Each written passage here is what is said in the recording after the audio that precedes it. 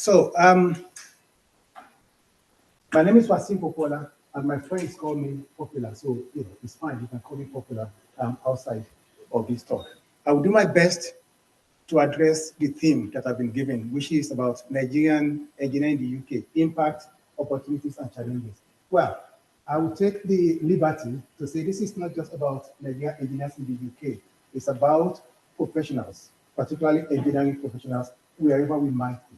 Understand? Wherever we find ourselves, there are going to be opportunities, there are going to be challenges, and we live to leave impact, after we've done our whole bit. So that is the take I'm going to take on the talk. But before we proceed, I want to congratulate the branch, for this occasion, and particularly the new expo led by Engineer Segun Olanyoye. We wish you the very best, and we'll do our best to support the branch as well. Okay. So, on the talk itself, well, I was given that theme, and I thought I would start by giving a preamble to set the scene for what I want to talk about. So those are the two items on my outline. So, setting the scene, what do I mean by the preamble that I want to give? It will become a bit clearer as we progress. We talk about the opportunities. I don't need to convince anyone in this room why engineering is the best profession, to go into. I don't need to convince you because we're all engineers. We've all studied engineering, so that job is done. But what are the opportunities there going forward? The first one is the future of engineering is ever bright. It can never be brighter than as it is now, because there's a buoyant prospect. Whichever engineering you're in, that prospect is ever growing. Look at any chart, look at any data, look at any economy. You will see there's increasing demand for engineers in all sectors, all right, across the world. So the opportunity is there.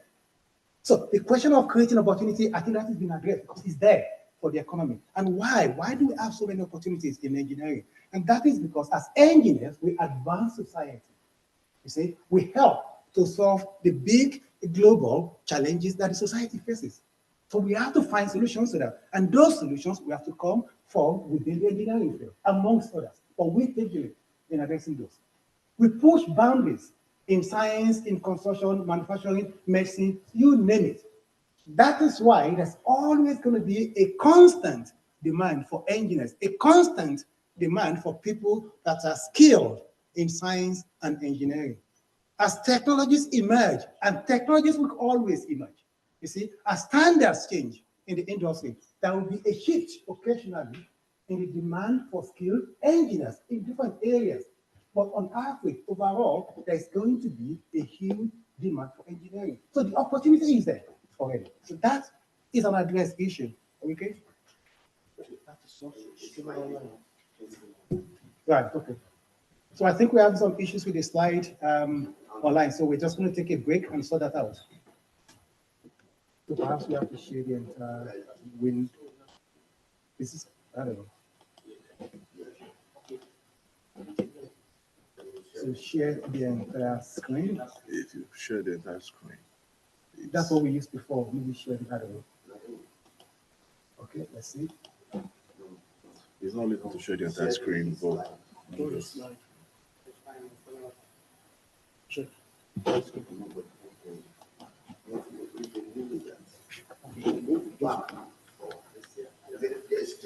It's changing now? Okay, that's good. Apologies to those online. I think the transition from slide to slide has not been working previously. So I think we are good. So we're talking of, the opportunities in engineering and why those opportunities will persist. They will always be there because of some of these factors that I've listed in here. And if we narrow down, I could have picked any economy. So I just picked this one from the recent report from Engineering UK. I could have gone to Nigeria or US or any part of the world, right? You will see the same thing. And that is saying a quarter of all jobs advertised in the UK are in engineering roles. That is not a small number. A quarter of all jobs is engineering. And there's a particular growth in the green engineering jobs. And that is rising, by the day. Meaning that all we have to do is get ourselves in a position to tap into this opportunity. For those of us that are already in those opportunities, how do we leave a legacy? How do we make an impact in those roles that we are? And that is where we are going with this talk. So we've seen the opportunities, they are there. But how do we make the opportunities count? How do we leave an impact and leave a legacy behind? And that's what we are talking about. Those opportunities are huge. I just mentioned a quarter of all job posts in UK are in engineering. But does that mean there's enough for everybody? Absolutely not. You see, they are there, but there are more people than the opportunities. That means there has to be a sifting process. There has to be a selection. Some will get in, some wouldn't. Some that are in the job might find it a bit harder to progress as they are in the job, just because there are not many opportunities to go around. So that is the issue. That is the challenge. And that is where the challenges come from. And we say, well, how then do I look after number one? How do I look after myself? How do I make my own career count? How do I progress my own career in view of all of these challenges that we're talking about? All right. Well, my take on that is, as engineers, you need to have your own fully kitted toolkit, to survive in this environment. Your toolkit has got to have all of the key essentials. What do I mean by the key essentials in the toolkit? Well, to start with, you have to be a professional. Because professionalism is key to whatever we do in the modern world, right? Cut no corners. Otherwise, you get caught, as you cut corners. The other one is humility. And you have to be resilient. You have to do CPD. And this is where NSE might come in.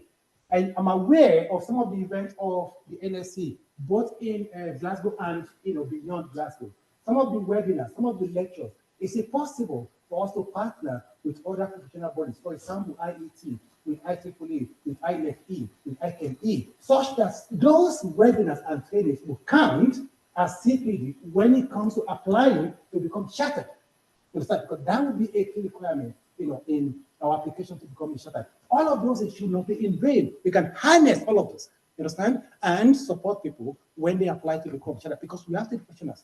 And last but not the least on my list is hard work. On purpose, I put it there because hard work actually is a prerequisite. It is a given. You understand? Well, it's not a given, it's a prerequisite. It's what we need to advance in whatever we do. It's a prerequisite. And I try, as an engineer myself, I try to come up with some way of quantifying how important hard work is. And that's whatever we do, your productivity, can be seen as a sort of a compound interest. And that will take into your talent, your ability that you've got, the hard work, and the amount of time you've invested. But remember, the base is the hard work, and time is the exponent. You multiply what you've done, in time, but that multiplication, the base of it is your hard work. So hard work is key, it's vital to what we do. And hard work brings talent when talent doesn't work enough. You understand? So, you might be talented, but actually putting hard work is far more important than the innate talent that we've got. So that is a prerequisite. That is setting the scene for what we are talking about. Now, the Nigerian engineer, making those opportunities count, making impact. How do we do it? How do we navigate all of those things? Well, I haven't got the magic answer, but all I'm trying to do is to look back into my own experience of over 20 years, working in the UK, and share some of that experience with everyone, and to remind myself as well of those things that might help. So I've got 3 items here. I say we have to believe, we have to be aware, and we must be prepared. But to believe in what? And to believe, by that I mean you have to believe in thyself. You have to believe in yourself. We are here, wherever that here might mean. You are in your job, you are in your university, you are in your position because you've got something about you, because you've got some certain qualities that has given you that position that you are in, right? And that's your innate ability, that's your innate talent is what has earned you your current position. Therefore, you have to believe in yourself. You have to believe in your plan and your own end goal that we have. While we do that, while we believe in ourselves, we have to be careful. There's a very fine line in having that self-confidence and becoming arrogant. You understand? And that is captured in what we call the AK ratio. The more knowledge you have, the more humble you become. You understand? So that is important. Believe, but do not transgress to the other side of becoming arrogant, because that does not help in the long run. And after all, Socrates said, to know yourself is the beginning of wisdom. So we really have to dig deep to understand, who am I? What do I really like? What do I thrive in? Not just because A does this, then I have to follow suit. But what is it that I've got to offer to my organization? Once we've done that, that we believe in ourselves, then we have to be aware of the environment that we operate in. Well, be aware of the need to be your own worth. You have to build your own capital. You have to build something. If I want to hire you into my business, there must be something you are bringing to the table. So we have to invest in that. We have to be aware of the need to build that self-worth, that capital. What can I offer? What is my expertise? What is my ability? What can I do for this organization? Not just because I want a job, I want a salary. So we have to invest in that. That might include your degree as a baseline. It might include your skill and other things that you can bring to the table. Again, we have to be aware that to become an expert in any field, in any walk of life you're talking about, you have to invest time. There's a general rule, we call it the 10,000 hours rule. Or in academia, we call it the 10-year rule. You understand? To become an expert in your field, you must have put in minimum 10,000 hours. Academia is about 10 years, to get to the top, like becoming a professor. That is a general rule. To become a footballer, as lucrative as it is, typically a footballer will start, in their teens, 14, 15, 16. But for them to get to their peak, it's going to be in the mid-20s, right? That's after 10 years of doing it. If you want to become a musician, they practice, they do all of this, 10,000 hours, you need it. You cannot escape it. So please, let's be mindful of all of that. And know your place in your organization. You might not be the alpha male there, but know your place. That will teach you humility. That will teach you how to get by. Okay? Organization is a big machinery, and you might just be a very small cog, in that red cycle, in that organization. It doesn't mean you're not important, but it teaches you humility, that it's not all about you. Okay? I'm not at the center of the universe. So that will make you be aware of your own self-worth and go forward. Okay? If anything goes wrong, the sun will rise the following day. So we have to be aware of that. Nobody is indispensable. Okay? So that is important.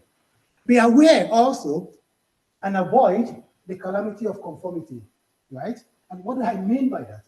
Because I followed a particular path to become an academician, it doesn't mean it's going to work for everyone. I followed that because I look deep into what I can offer, what I believe my innate abilities are, what I believe my talent is, what I believe I can work hard on without being flogged all the time to do it. So we all have to do the same thing and find out what is your own. For you to be distinguished, you don't follow the crowd. You can never be distinguished from the crowd. So we have to find our own course and channel our own individual path. In academia, we call it the importance of independence. You have to be independent. Be your own man, be your own woman, and do your own thing. Okay? And do not be the habitual moaner. Everything you complain, all that you complain, everyone you complain, it doesn't get you that far. You understand? We need to learn how to work with the system that we find ourselves, okay, and get by. Also, we need to be mindful and remember our own limitations. We are humans after all. Our abilities are not infinite. There are things that bound what we can do. And there's no way we can go beyond that. We've got family commitment, we've got health issues, we've got financial challenges, and a lot more. We just have to be realistic with ourselves of what are my limitations, the ones I can control and the ones I cannot control. Set bounds for yourself to help you and make sure you look after. Number one, watch your ego. Let not your ego get in the way. It does not help in the long run. And also, commitment and drive. I want to get to the top. I want to do this. I want to achieve that. All of those commitment and drive, they require time. As I've mentioned earlier, they require sacrifice. What are you willing to give? Watch out. There's this need for work-life balance. You do that all of the time without taking your eyes off the ball. Your family is there. They will need you. All of that will go into your limitations. Within that, you set your own plan of what you can do. Not necessarily because a particular person has done it. They work 50 hours a week. They work 10 days in a row without break. I'm going to do that without realizing their own personal limitations. So I think we have to be aware of that. The perfect environment does not exist. There's nothing like that. You understand? You have to work within what you've got and make the most of what we all have to get to the top. Also be aware of the society. I'm sure we've all seen something like this. I'm sure we know what that is, and that is our social media. You understand? You have to be absolutely aware of what you can do. Well, the peril of social media, for all of its benefits, there's a huge peril there when it comes to social media. The 3Ds, as I call it, is the damage. There's just too much of it. You understand? There's just huge amount of it. It's a distraction. And I believe we all agree on that. And it brings about delusion. You see things, you think, oh, that's the way it is. Actually, it's not. You understand? I might be walking away, right, somewhere for 10 years, and suddenly I get the end result. I put it there. And then someone will say, oh, wow, I can do the same thing without realizing how long it's taking that guy to get there. So we have to be mindful. Believe in yourself. Believe in your plan, not any other person's plan. We can take inspiration from people. We can learn from people. People can mentor us, but that does not mean we throw away our own plan. We just use their own information to better our own plan. That's all it is. And often, you see something like this, that people post, I'm proud to, I'm so thrilled, I'm honored to. And typically, what follows is not humble. You understand? What follows is not gentle at all. It's about people showing off. You understand? So we just have to be mindful and be aware of things like that. And again, personally, be aware of the man with the hammer syndrome. Not every problem you see can be solved with a hammer. Not every problem I face, not every challenge I face is because I'm black. Not every challenge I face is because I'm a Muslim. Not every challenge I face is because I'm a short man. Not every challenge is because I'm a woman. We just have to accept that some challenges are going to be there, inevitably. All right? So let's not be the man with the hammer that will complain and moan all of the time about the challenges that we face. We should try as professionals not to over-segregate ourselves. Okay? I want to belong to a society. I found NSE. I found NSE in Glasgow. And then we said, okay, that's not enough. We find NSE Glasgow in Pollock. NSE Glasgow in south of Glasgow. We make it too narrow. That does not help anyone when it comes to networking. Do not dissociate or segregate yourself from the head, from the world around you. Tough moments will come. Take a break, regroup, and recalibrate. That's how life is. It's not always going to be smooth. There are going to be bumps in the way for everyone. Rejections will happen. There are just too many of us. That is the natural law of life. There will be rejections. Opportunities are few and far in between. It's an ability to distinguish yourself that will make you latch on to those opportunities when they arrive.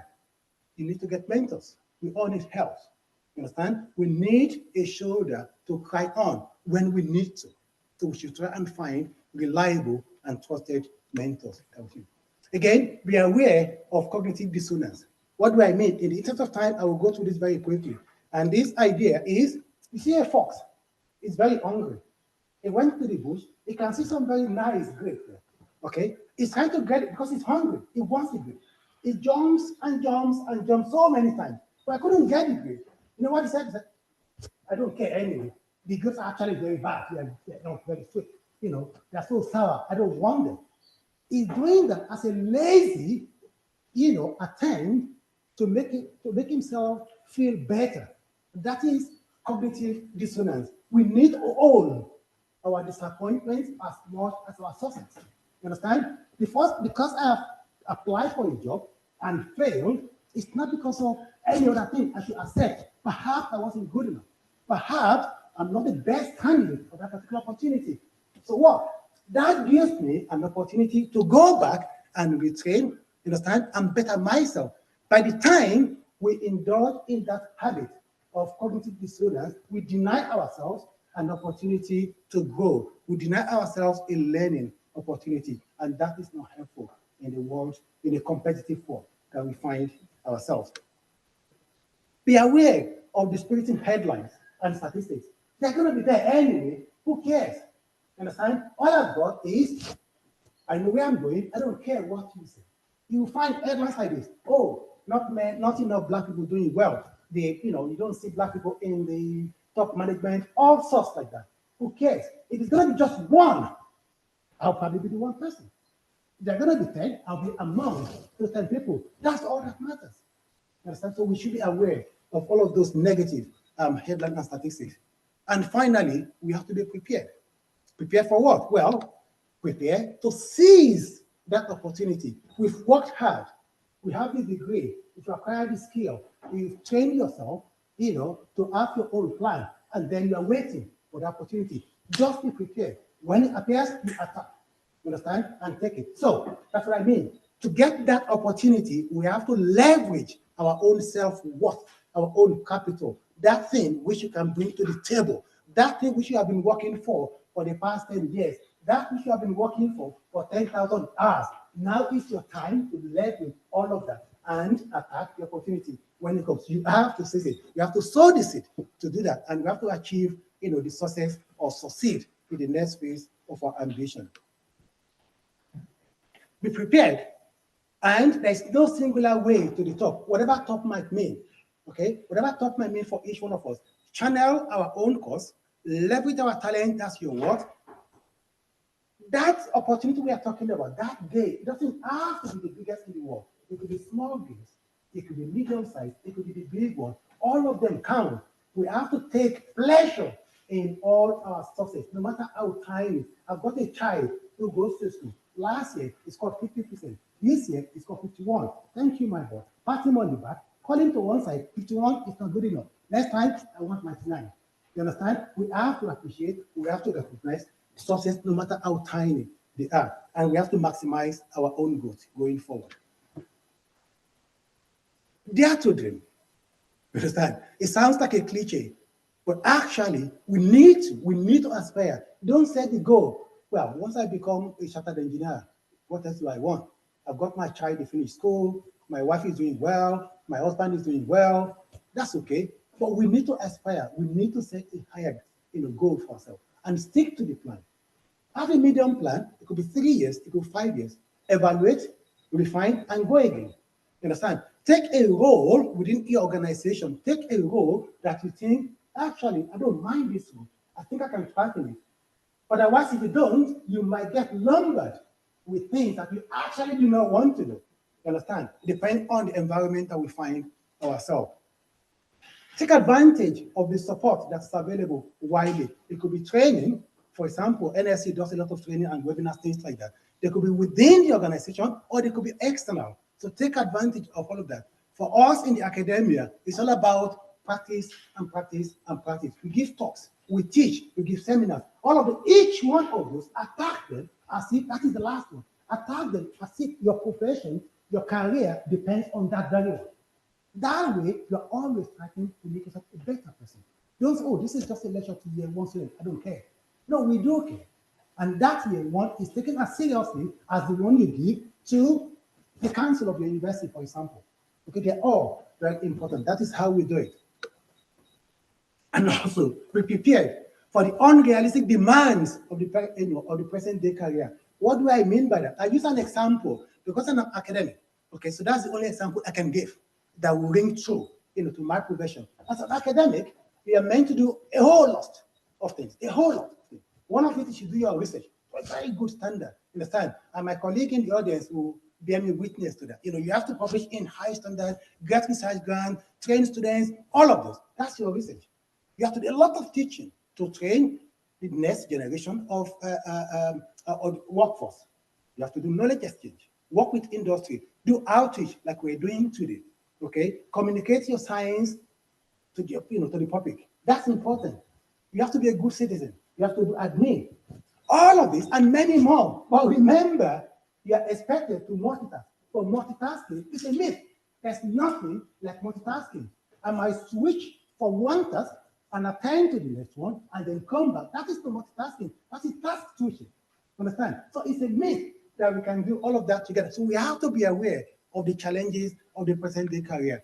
Yes, it can be overwhelming because there's just so much for us to do. There's so much to deal with that, if we're not careful, we get overwhelmed with what we have to do. Okay? And finally, remember, the rich also cry. And what do I mean by the rich also cry?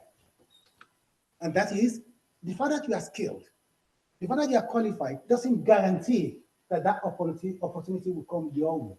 There's more to it than that.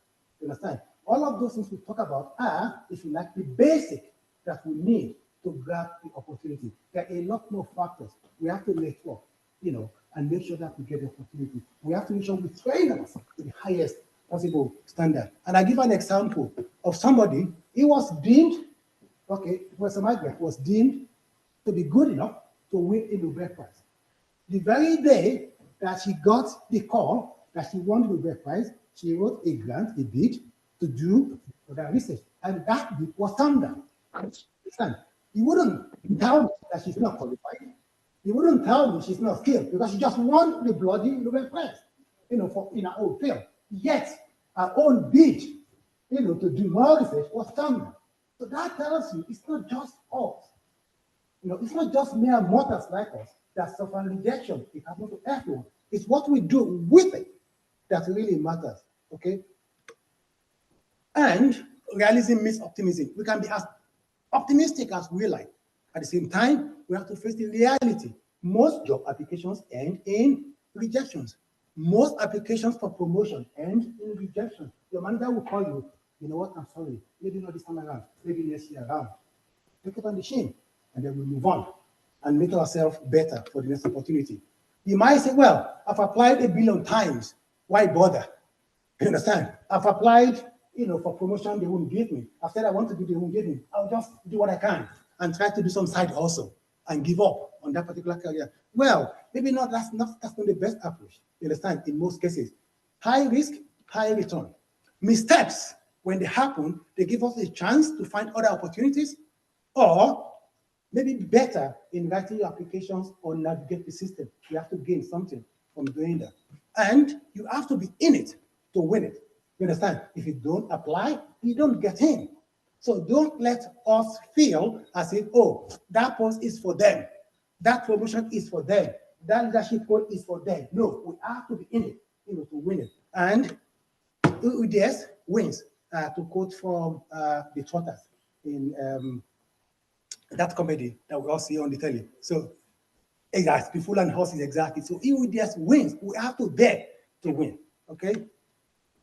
The rich also cry. Rejection is common, not enough opportunities. We really have to develop this skill. We have to be resilient. I'm sure you've heard it so many times. We build resilience. You have to be resilient. But the reality is that resilience is not a gift of nature. Resilience, but nobody's born with resilience. I wasn't born resilient. You weren't born with resilience. Resilience is an acquired trait. When you say it's an acquired trait, it means for you to be resilient now, you must have suffered in the past for something. You must have paid the price at some point, to be resilient. If you apply for a job 10 times, you know how to deal with rejection. So when you become successful, say, oh, that guy is very resilient. No, really, the guy has suffered. So that is what resilience is all about. We need to be prepared to endure that pain, to be resilient in what we do. Resilience will bring, about the next opportunity. And I use the example of iron ore. You all know what happens to iron ore. Before it becomes that finished shiny good on the right-hand side, it goes through the heat treatment. If you're not resilient, you don't survive it. Okay, so that's exactly what attitude that I will encourage myself and everyone to inculcate. And to finish off, I will summarize by saying, I've talked about us believing in ourselves, believing in whatever plan that we've drawn for ourselves. We have to be aware of our surrounding, of the need for you to build your own self-capital, your own self-worth. You are the only guy that can navigate that software. Nobody can beat you to it. That is your self-worth. That is your own capital. You have to be prepared to seize the opportunity, but wait not in vain. If I try 10 times to get into this university A, they don't want me, I go to university B. Understand? So that we have to be. And remember, resilience is not a gift of nature. Challenges build resilience. To be resilient, you have to suffer. And with that, I conclude my talk. Whatever path you choose, please do not be toxic. Be content with yourself. Be content with your plan. Be content with your life. And with that, I believe we shall all get to that promised land, whatever that might be. Thank you so much.